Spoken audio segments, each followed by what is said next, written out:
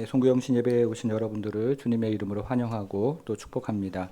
올 한 해 참 수고 많으셨고요. 그리고 고생 많으셨습니다. 우리 옆에 분과 인사하겠습니다. 올해 수고 많으셨습니다. 서로 인사하겠습니다. 네, 올해 고생 많으셨습니다. 또 인사하겠습니다. 네, 자기에게도 한번 인사하시면 어떻겠습니까? 올해 고생 많았다, 올해 수고 많았다. 자기에게도 한번 네, 인사를 하시면 좋겠습니다. 네.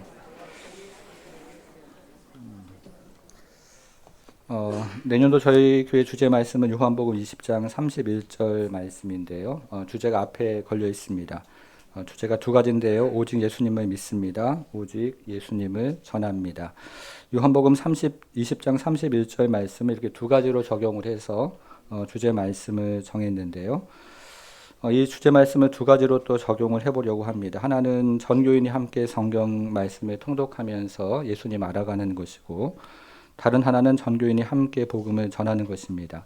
저희가 1월 6일부터 200일여 정도 구역을 중심으로 모든 성도들이 성경 일독하고, 하반기에는 신청자들을 중심으로 성경을 일독하려고 하는데요. 구역장님들이 여러분에게 그날 읽을 성경 본문의 내용, 분량과 그리고 음원을 보내드릴 것입니다. 그리고 새로운 책이 시작이 되면 책별로 5분 정도 그 책을 설명하는 또 음원도 보내드리려고 합니다. 그러면 기도하시고 성령의 인도 임재를 또 구하시면서 하루에 성경 7장을 읽으시고 그런 다음에 그것을 구역장 분에게 완독이라고 단문을 올려주시면 됩니다. 혹시 못 읽으신 날이 있으면요, 그거는 이제 또 보충하는 날이 있거든요. 그때 읽으시고 계속 날짜별로 정해진 분량들을 읽으시면 되겠습니다.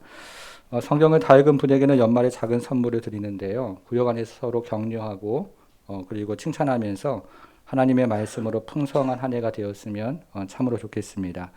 우리가 지금 한 해의 마지막 시간을 마무리하고 또 이제 한 해를 시작하는 이 시간을 주님 앞에 예배로 나와서 드리는데, 이 시간에는 우리가 하나님과의 관계를 다시 한번 돌아보면서 우리가 말씀을 가지고서 다시 한번 우리의 마음을 새롭게 다짐을 하는 시간이 되었으면 좋겠습니다. 저는 오늘 우리가 읽은 말씀을 가지고 인생을 진정 복되게 하는 것이 무엇인가를 함께 살펴보기를 원합니다. 여러분 주보에 말씀 노트가 맨 마지막 면에 있는데요. 우리가 하나씩 한번 생각을 해보겠습니다. 오늘 본문을 한마디로 정리하면 이렇게 정리를 할 수가 있습니다. 유일한 축복의 길은 말씀을 행하는 길이다. 같이 한번 읽어보겠습니다. 시작. 유일한 축복의 길은,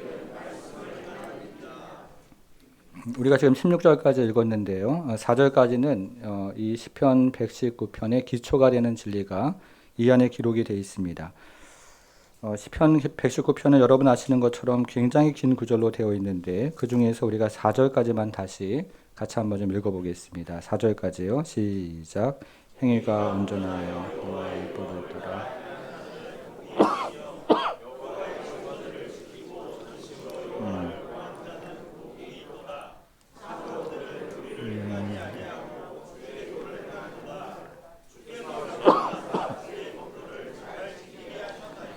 아멘. 이것을 원문으로 읽어보면 1절은 복이 있는 사람은 이렇게 시작을 하고요. 2절도 복이 있는 사람은 이렇게 시작을 합니다. 시편 119편을 시작하는 출발점에서 복이 있는 사람이 누구인가 하는 질문으로 오늘 시편은 시작을 하는 것입니다. 여러분들이 생각하는 복 있는 사람은 누구입니까? 일반적으로 복이 있다 이렇게 생각되는 사람은 누구입니까? 우리는 일반적으로 복이 있는 사람이 많은 것을 소유한 사람이라고 생각을 합니다. 남보다 돈을 더 많이 가지고 있는 사람, 또 남보다 건강한 사람, 이런 사람들을 우리는 복이 있는 사람이라고 일반적으로 생각을 합니다. 우리는 믿음에 대해서도 그렇게 생각하는 경향이 많이 있는데요. 우리가 예수 그리스도를 믿음으로 의롭게 되고 하나님의 자녀가 되고 영생을 소유하는 것이 최고의 복이라고 그렇게 생각을 합니다. 물론 그것은 맞습니다. 그러나 오늘 성경을 보면 그것은 반쪽짜리 진리라고 할 수 있습니다. 오늘 시편의 복을 누리는 한 가지 방법이 소개가 되어 있는데요. 제가 다시 한번 1절을 읽어보겠습니다. 행위가 온전하여 여호와의 율법을 따라 어떻게 하는 자들이요? 행하는 자들은 복이 있으며 2절 여호와의 증거를 지키고 전심으로 여호와를 구하는 자는 복이 있도다. 참으로 그들은 불의를 행하지 아니하고 주의 도를 행하는도다. 4절을 우리말 성경으로 한번 보겠습니다. 화면에 나올 텐데요. 주께서는 주의 교훈을 부지런히 지키라고 명령하셨습니다. 여러분, 지금 시편 기자가 말하는 복을 누리는 비결이 뭐라고 합니까? 행하는 것이라고 하죠. 우리가 말씀을 읽고 묵상하고 하는 것도 굉장히 중요하지만 시편 기자가 지금 우리에게 알려주는 복을 누리는 비결은 거기서 그치는 것이 아니라 그 하나님의 말씀을 행하는 것이다. 그것이 복을 누리는 비결이다. 이렇게 이야기를 해주고 있습니다. 이 말씀을 들으면 조금 위축이 됩니다. 내가 과연 그런 복을 누릴 자격이 있는가 하는 생각을 하게 되는 것이죠. 1절을 다시 한번 좀 보시면요. 행위가 온전하여 여호와의 율법을 따라 행하는 자들은 복이 있으며. 여러분, 이 말씀을 한번 자세하게 한번 보십시오. 행위가 온전하여 여호와의 율법을 행하는 자가 복이 있다. 이렇게 이야기를 하고 있습니다. 그래서 많은 사람들은 이 시편이 궁극적으로 예수 그리스도를 가리키는 시편이다. 이렇게 이야기를 합니다. 행위가 온전하여 하나님의 말씀을 온전히 지키시는 분이 예수님이시기 때문에 이 시편은 궁극적으로 그리스도를 가리키는 시편이다. 이렇게 이해를 하는 것입니다. 물론 그 말도 맞습니다. 궁극적으로 이 시편은 그리스도를 향하고 있는 시편임에는 분명합니다. 그러나 이 시편이 우리에게도 해당하는 말씀입니다. 사실 우리는 이 시편을 누가 썼는지 정확하게 알 수가 없습니다. 표제어가 시편에 나와 있지 않기 때문에 누가 이 시편을 기록하고 있는지는 모릅니다. 그래서 학자들은 이 시편을 고아 시편이다 이렇게 이야기하기도 합니다. 작가가 누군지를 모른다는 것이죠.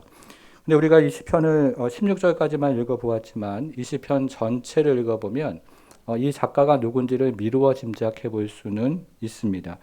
여러분 74절로 한번 가보시겠습니까? 74절 한번 보겠습니다. 자, 주를 경외하는 자들이 나를 보고 기뻐하는 것은 내가 주의 말씀을 바라는 까닭이다. 이렇게 되어 있습니다. 이 시편 기자는 하나님의 백성의 지도자의 가능성이 높다는 것이죠.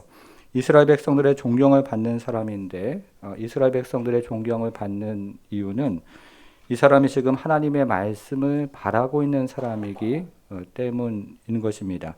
자, 79절도 한번 보겠습니다. 79절. 주를 경외하는 자들이 내게 돌아오게 하소서. 그리하시면 그들이 주의 증거들을 알리이다. 주를 경외하는 자들이 이 사람에게 오면 주의 증거들을 알게 된다고 이야기합니다. 그러므로 이 사람은 아마도 제사장이나 그리고 선지자나 왕이었을 가능성이 높은 사람입니다. 그런데 이 사람이요, 제사장이건 선지자건 왕이건 우리가 시편을 또 계속 읽어보면 이 사람은 온전한 사람이 아닙니다. 한두 구절만 한번 보겠습니다. 67절로 가보겠습니다. 67절. 고난당하기 전에는 내가 찾았습니까? 네, 어떻게 행했다고요? 그릇 행하였더니 이제는 주의 말씀을 지키나이다. 그러니까 이 사람이 그릇 행한 적이 있다는 것이죠. 마지막 절도 176절도 그런데요. 양같이 내가 방황했다. 이런 말도 거기 적혀 있습니다. 그러니까 1절에서 우리가 지금 1절에서 행위가 온전하여 여호와의 율법을 따라 행하는 자는 복이 있다. 이렇게 이야기했는데 여기서 이야기하는 행위가 온전하다는 말은 죄가 없다. 이런 의미가 아니죠. 우리가 욥기 1장 1절에 보면 욥을 온전한 사람이라고 소개하는데 그렇다고 해서 욥이 죄가 없는 사람은 아니었습니다. 세례 요한의 부모 스가랴 엘리사벳은 주의 모든 계명과 규례대로 흠이 없게 행했다 이렇게 이야기하는데 이 사람들도 죄가 없는 사람은 아니었습니다. 그래서 사회사본에서는 이 온전하다는 말을 신실하다 하는 말로 되어 있습니다. 이렇게 이해를 하면 1절은 이런 의미가 되는 건데요. 신실하게 주의 말씀을 행하는 사람은 복이 있다. 이렇게 이해가 됩니다. 전심을 다해서 신실하게 주의 말씀을 붙잡고 주의 말씀을 지키려고 하는 사람은 그 사람이 정말로 복이 있는 사람입니다. 이렇게 지금 시편 기자는 이야기를 하고 있는 것입니다. 여러분 지금 두 사람이 여행을 간다고 한번 생각을 해보겠습니다. 한 사람은 일본으로 여행을 간다고 하고 다른 한 사람은 중국으로 여행을 한다고 하면 이 여행은 두 사람이 함께 가는 여행은 아닙니다. 그리스도인의 삶도 마찬가지입니다. 그리스도인은 구경꾼이 아니라는 것이죠. 예수님께서 십자가에서 모든 것을 이루어 주셨으니 나는 행할 바가 없음을 감사해야 하는 그런 구경꾼이 아닙니다. 그리스도인은 예수님과 함께 길을 가는 사람입니다. 예수님과 함께 그 길에 부르심을 받고 그분께서 가신 길을 동행하며 가는 사람, 그래서 그 부르심을 따라 함께 행하는 사람, 그 사람이 바로 그리스도인입니다. 여러분, 그래서 우리가 복을 누리는 유일한 비결은 말씀을 행하는 것이죠. 말씀을 행하는 자가 참으로 복되도다. 오늘 시편은 그렇게 이야기합니다. 우리는 말씀을 묵상하고 말씀을 읽는 것, 그거 참 귀하고 참 소중하지만 오늘 시편 기자가 이야기하는 것은 우리가 말씀으로 전심으로 신실하게 주의 말씀을 행하는 자, 그 자가 바로 복된 자라고 이야기하는 것입니다. 사랑하는 여러분, 새해에는요, 정말 그런 복을 우리가 함께 누리기를 바랍니다. 우리가 말씀을 묵상하고 또 말씀을 읽는데요. 거기서 그치는 것이 아니라 말씀을 행함으로 주님께서 참 너가 복되도다. 그러면서 주님께서 우리에게 주는 복을 함께 누리고 함께 나누는 그런 새해가 되기를 주님의 이름으로 축복합니다. 여러분, 이런 복을 누리려면 어떻게 해야 될까요? 간단하게 세 가지로 이제 적용을 한번 해보겠습니다. 말씀 노트 첫 번째, 같이 한번 읽어보겠습니다. 첫째, 간절히 시작. 간절히 기도할 때. 시편 119편은 176절까지 이어지는 아주 긴 시편인데요. 이 시편을 읽어보면 1절부터 3절만 기도 형식으로 되어 있지 않습니다. 나머지 4절부터 176절까지는요. 기도문의 형식으로 하나님 앞에 간구하는 형식으로 이 시편은 기록이 되어 있습니다. 여러분, 우리가 기도하는 것이 왜 중요할까요? 제가 미국에서 유학을 할 때 한 교수님이 수업 시간에 종종 이런 말씀을 하셨습니다. 여기서 몇 년을 열심히 공부해서 학위를 했다면 학문적으로는 성공하지만 영적으로는 실패할 가능성이 높다는 이야기를 종종 했습니다. 석사하고 박사하면서 성경 가르치는 자격증은 얻는데 그러나 더 이상 그리스도의 제자로 살아가지 않을 가능성이 많다고 이야기를 했습니다. 신학교에 처음에 들어올 때는 선교사가 되려는 꿈을 가지고 들어오는 학생이 많은데 신학교에서 헬라어 배우고 히브리어 배우면서 거기 진을 다 쏟고 기도하는 시간이 점점점 줄어들다가 졸업을 하면 이제 그 학비 빌려서 한 거 이제 갚아야 되고 그리고 자녀들 키우면서 그 자리에 정착을 하고 안주하게 된다는 이야기를 종종 그분은 하셨습니다. 그러면서 처음에는 이런저런 사역과 그리고 영성을 꿈꾸면서 들어오지만 졸업 후에 여러 가지 일들로 인해서 새로운 비전 더 이상 없고 경건한 능력과 성결을 잃어버리는 경우가 많다는 이야기를 시간이 날 때마다 하셨습니다.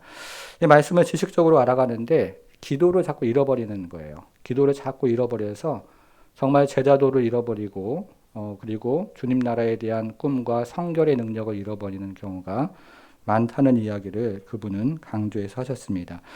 여러분, 우리가 왜 기도해야 될까요? 말씀을 우리가 읽자고 지금 했는데 우리가 왜 기도해야 될까요? 자, 이제는 5절부터 8절까지를 한번 같이 읽어보겠습니다. 5절부터 8절을 같이 읽겠습니다. 시작. 내 길을 굳게 정하사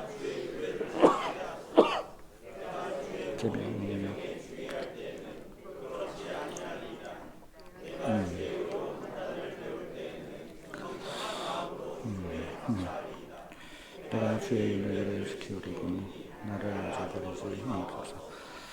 아멘. 여러분, 앞에서 말씀드린 것처럼 우리 교회는 내년에 함께 성경 말씀을 읽고 그것을 함께 행하고 전하기를 원합니다. 여러분, 그런데요, 한번 생각해 보십시오. 우리에게 주의 말씀을 읽고 그 말씀을 정말로 행할 능력이 저와 여러분 안에 있다고 생각을 하십니까?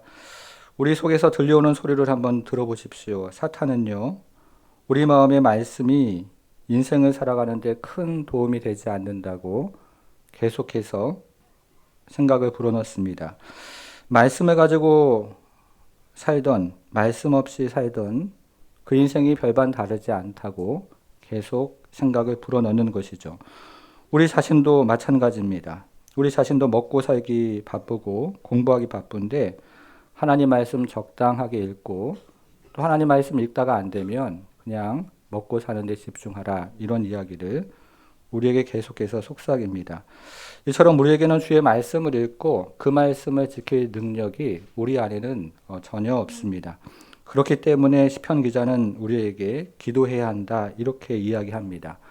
충만한 은혜를 경험해서 하나님 말씀 사모할 수 있도록 기도해야 된다, 이렇게 말하고 있는 것입니다.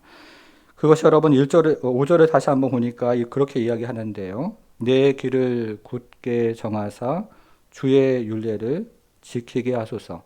어떻게 되어 있습니까? 기도문으로 되어 있죠. 내 길을 굳게 정하사 주의 율례를 지키게 하소서. 하나님 아버지, 나는 할 수 없는데 그러나 주님께서 힘 주시면 감당할 수 있겠습니다. 힘 주십시오. 라고 기도하는 것입니다. 여러분, 우리는 스스로 영적인 첫걸음을 내리는 것이 불가능합니다. 우리 스스로 영적인 호흡을 하고 영적인 생명의 첫 박동이 우리 안에서 일어나는 것도 우리에게는 전혀 불가능합니다. 그러나 나는 할 수 없지만 내게 능력 주시는 자, 그분께서 나와 함께 하시면 우리는 할 수 있습니다. 나는 할 수 없지만 주님께서 은혜 주시고 주님께서 함께 해주시면 우리는 할 수 있는 것입니다. 그래서 우리는 기도해야 됩니다. 주의 말씀을 우리 마음에 새겨달라고 주 앞에 기도해야 합니다.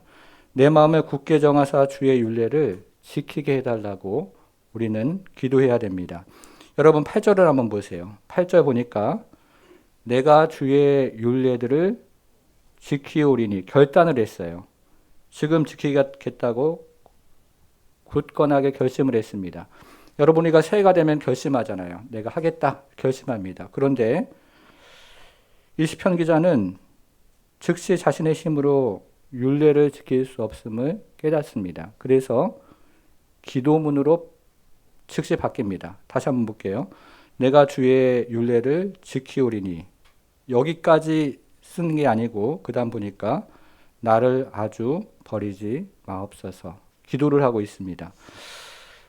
여러분, 이 시편 기자는 처음에 주의 율례를 굳게 지키겠다고 결단한 후에 갑자기 두려운 마음이 들었던 것 같습니다.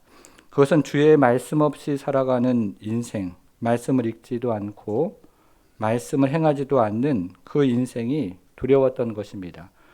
그 인생이 어떤 인생이라고 시편 기자는 깨달은 것이냐면 하나님으로부터 버림받은 인생이라고 그렇게 생각이 들었던 것입니다.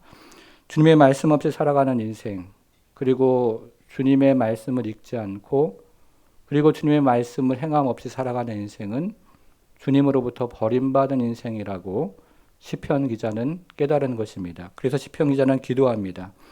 내가 주의 율례를 지키기를 원합니다. 주님, 나를 버리지 마시고 나에게 그 힘과 그 능력을 주셔서 이 주의 율례 말씀 나의 힘과 능력으로 지킬 수 없지만 주님 힘 주시고 주님 은혜 주시고 주님 동행해 주시고 주님 함께 하시면 나는 이 말씀 지킬 수 있습니다.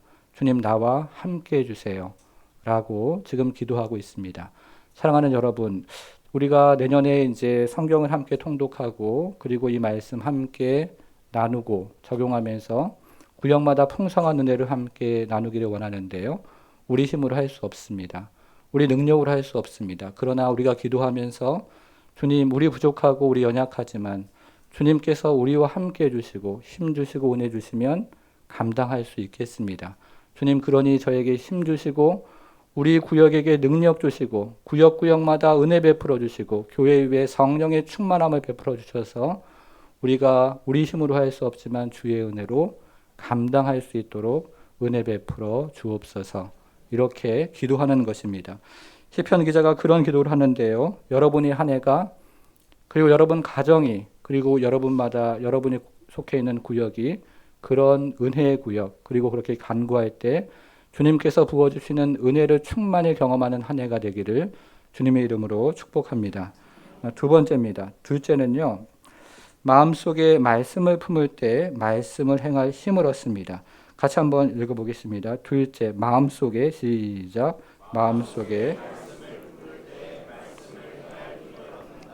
자, 9절부터 12절까지 같이 읽겠습니다. 9절부터 이번에는 12절까지 같이 읽겠습니다. 시작. 청년이 무엇으로 그의 행실을 깨끗이 하리까? 이 말씀만 지키 따름이니이다. 내가 전심으로 주를 찾았사오니 주의 계명에서 떠나지 말게 하소서. 내가 주께 범죄하지 아니하려 하여 주의 말씀을 내 마음에 두었나이다. 찬송을 받으실 주 여호와여, 주의 율례들을 내게 가르치소서.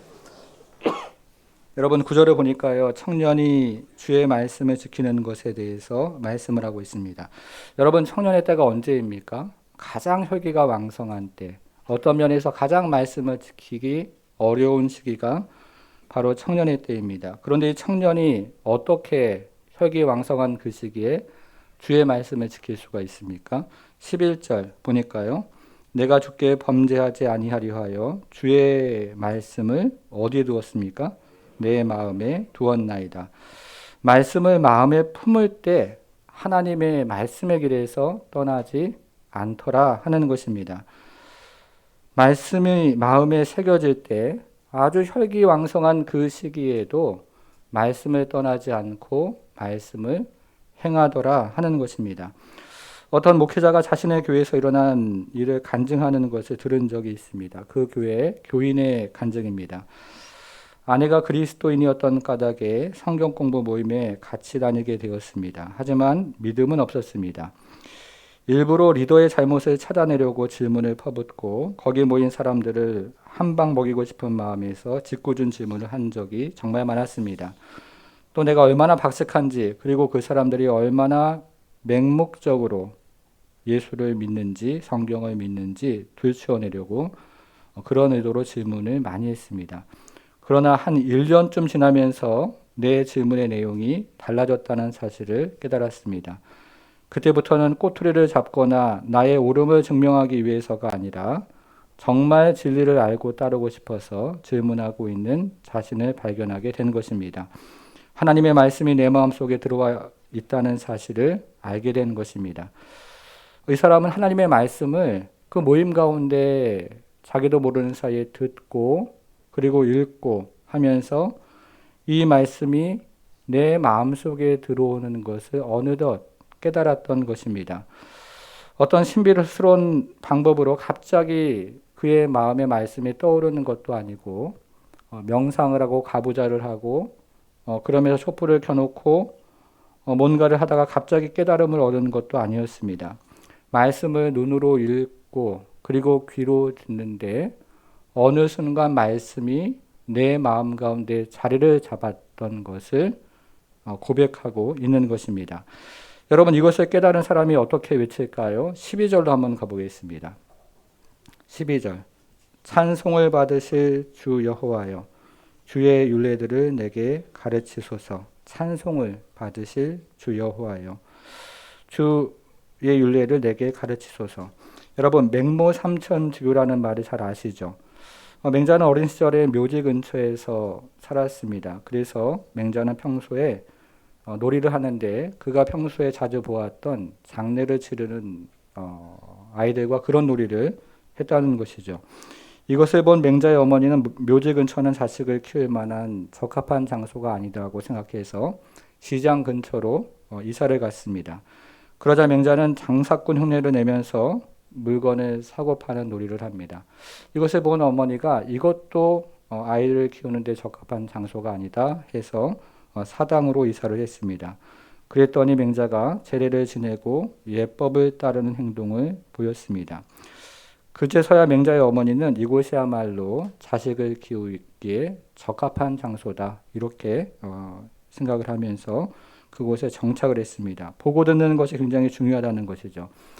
여러분, 우리가 세상을 보고 들으면, 세상만 보고 들으면 세상을 닮아가게 돼 있습니다. 그러나 하나님의 말씀을 보고 들으면 그리고 하나님의 말씀을 보고 듣는 그룹이 함께 있으면 우리도 모르는 사이에 예수를 닮아가게 되는 것이죠. 그래서 시편 기자는 하나님을 찬양하면서 주의 율례를 가르쳐 달라고 기도하고 있는 것입니다. 말씀을 마음에 품으셔야 돼요. 말씀을 그냥 귀로 듣고 한 귀로 흘려버리는 것이 아니라 말씀이 마음에 품어져야 되는 것입니다. 그런 은혜가 여러분 모두에게 있기를 주님의 이름으로 축복합니다. 자, 세 번째인데요. 이렇게 말씀을 마음으로 품으면요. 어떤 일이 일어나는가? 어떤 일이 일어나냐면 입술의 찬양으로 흘러넘치게 됩니다. 또 한번 셋째를 읽어보겠습니다. 셋째, 마음으로 시작. 마음으로 품은 말씀은 입술의 찬양으로 흘러넘친다. 여러분, 말씀이 우리 마음에 쌓이면 어떻게 될까? 이에 관한 것이 13절부터 16절에 나와 있는 말씀입니다. 자, 13절부터 16절 이것도 같이 한번 읽겠습니다. 시작. 주의 입의 모든 규례들을 모든 재물을 즐거워함 같이 주의 증거들의 도를 즐거워하였나이다. 내가 주의 법도들을 작은 소리로 읊조리며 주의 계들에 주의하며 주의 의를 즐거워하며 주의 말씀을 아멘. 말씀이 마음에 쌓이니까 그 말씀이 입술의 찬양으로 흘러나온다는 거죠. 입술의 찬양으로 흘러나오고 있습니다. 14절 보니까 즐거워하다 이렇게 되어 있는데요. 여기서 나오는 즐거워하다라는 히브리 말 키르너는 우리가 축제를 할 때 흥겨워서 어깨가 들썩들썩거리며 흥얼거리는 그런 것을 표현할 때 사용하는 단어입니다. 여러분, 이렇게 말씀이 쌓이면 우리 마음 가운데 그것이 우리도 모르는 사이에 찬양으로, 찬송으로, 기쁨으로, 은혜로 흘러나온다는 것이죠. 그래서 우리가 인생을 살아가면서 내가 감사가 떨어지고 불평이 나오고 또 비난이 나오고 할 때는 말씀이 내 가운데 쌓이지 않고 말씀에 대한 마음이 허물어졌구나라고 또 생각을 해볼 수 있어야 합니다. 여러분, 그러면 이렇게 말씀이 쌓이는 특별한 비결이 있을까요? 15절을 한번 보니까요. 15절에 내가 주의 법도들을 작은 소리로 읊조린다 이렇게 되어 있습니다. 말씀을 소리내어 읽는 것입니다. 말씀을 그냥 우리가 보통은 눈으로 읽을 때가 굉장히 많은데요. 말씀을 소리내어 읽을 때 특별히 말씀은 우리 마음 가운데 쌓이게 됩니다. 일본에서 섬기는 한 한국 선교사에 대한 이야기를 들었습니다. 이 선교사님은 하루에 성경을 24장씩 소리를 내어서 읽고 그것을 이제 함께하는 성도들과 나누는 분이었습니다. 소리를 내어서 읽는 까닭은 몸의 모든 오감을 사용해서 이제 성경 말씀에 집중을 하는 것이죠. 눈으로 말씀 읽고 입으로 소리를 내고 귀로 듣고 이런 식으로 성경을 읽는데 2달마다 성경 전체를 일독을 했습니다. 이 선교사님이 이렇게 이야기를 합니다. 이렇게 성경을 읽는 게 얼마나 축복인지 모릅니다. 말씀이 나를 완전히 사로잡는 것을 보거든요. 라고 이야기를 합니다. 말씀이 그의 마음에 쌓여서 은혜와 기쁨이 자신도 모르는 사이에 터져나오는 것이죠. 말씀이 마음에 있으면 그게 나도 모르는 사이에 흘러나오게 되어 있습니다. 여러분들은 투 경기를 TV에서 보신 적이 있습니까? 투 경기. 이 투 경기가 진행되는 동안에 소는요, 투장에서 한 장소를 지정하는데요. 그 장소를 뭐라고 하냐면 케렌시아라고 부른다고 합니다. 소는 그곳에 가서 숨을 고르는 거예요. 싸우기 전에 그곳에 가서 숨을 고르고 다시 싸울 힘을 얻습니다. 여러분 아마 기억하실 텐데요. 소가 이렇게 막 씩씩대면서 발을 막 이렇게 뒤로 차면서 한 곳에 가만히 정지해 있는 그런 모습을 보시는데 그 장소가 바로 케렌시아입니다. 미국의 대문화였던 해밍웨이는 투 경기를 이해하기 위해서 이 수백 번의 투장을 찾아갔다고 합니다. 그리고는 이런 말을 남겼는데요. 소는 케렌시아가 있으면 말할 수 없이 강해진다. 케렌시아가 있는 이상 투사는 소를 넘어뜨릴 수 없다. 이게 그가 관찰한 내용입니다. 실제로 투 경기를 하는 소는 케렌시아에 가기만 하면 아무것도 두려워하지 않는다고 합니다.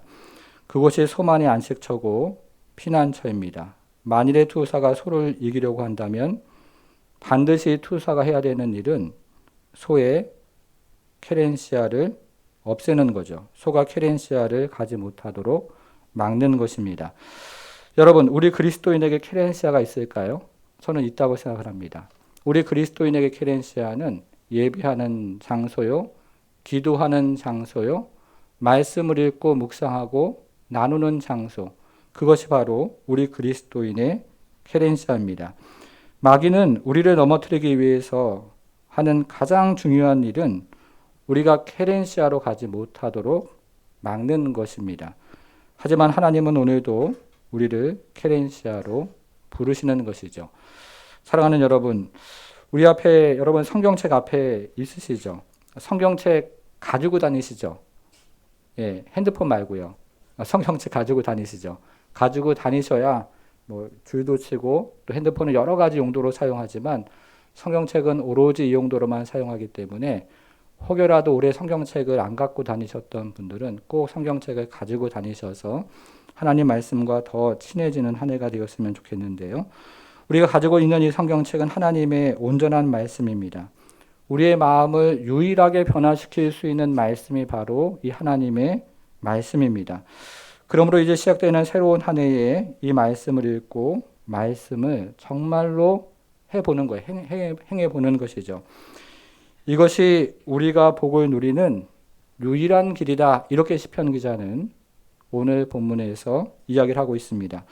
여러분, 그런데 이것이 우리의 힘으로 안 되기에 우리는 기도하면서 함께 말씀을 읽고 함께 말씀을 행하기를 원합니다.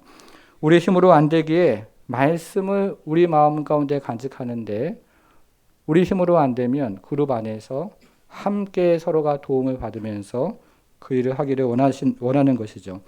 여러분, 그러면 이 말씀이 입술로 흘러서 우리를 예배자로 만들어줍니다. 구역이 예배하는 구역이 되고 우리 가정이 예배하는 가정이 되고 우리 교회가 모일 때마다 찬송하는 그런 교회가 되는 것입니다. 사랑하는 여러분, 내년 한 해 이것을 꿈꾸며 우리가 함께 가기를 원합니다. 여러분의 가정이 정말 주님의 말씀이 그 마음 가운데 품어져서 주님을 찬양하는 가정, 그리고 여러분들의 구역이 주님의 말씀을 함께 나누는 가운데 기쁨과 은혜가 흘러넘쳐서 구역마다 주님을 예배하는 그런 구역, 우리 교회가 모일 때마다 이 말씀이 쌓이고 품어지고 또 은혜로 충만해서 주님 앞에 정말 큰 찬송과 영광을 돌리는 그런 은혜와 복을 우리 모두가 누리기를 주님의 이름으로 축원합니다. 하나님 아버지, 오늘 말씀 들은 것처럼 우리의 힘과 우리의 능력으로 할 수 없지만 그러나 우리가 기도할 때 주의 말씀 품을 때 말씀을 행할 힘을 얻을 줄 믿사오니 하나님 아버지 기도하며 또 주 앞에 의뢰하며 말씀 읽으며 품으며 하나님 아버지 그 말씀을 행하는 한 해가 될 수 있도록 하나님 그런 복을 누리는 한 해가 될 수 있도록 우리 하나님 함께해 주옵소서. 구역마다 축복하여 주시고 가정마다 축복하여 주시며 하나님 아버지 인생마다 축복하여 주셔서 주의 말씀을 품은 인생마다 입술에 찬양이 흘러넘치게 하시고 하나님을 영화롭게 하는 인생 되게 하셔서 올 한 해가 참으로 주 안에서 복되고 더 복된 한 해가 될 수 있도록 우리 하나님 축복해 주옵소서. 감사드리며 예수님의 이름으로 기도하옵나이다. 아멘.